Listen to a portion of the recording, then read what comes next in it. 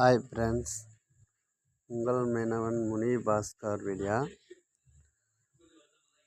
இறகுத்து வளர்த்தலாம் பண்ணு வலை இல்லை காணாங்கழுத்து மீன், வஞ்சிரம், பாறை மீன் எல்லா மீனும் கிடச்சிச்சு. ஒரு 2 பாக்ஸு மீன் கிடச்சிச்சு.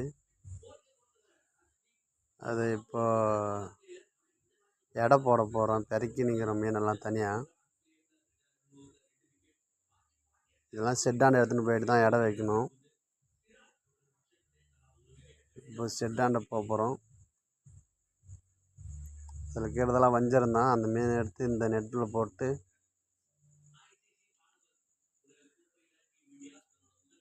எடுத்து போட்டு எடை வைக்கணும். இதோட ரேட்டு வந்து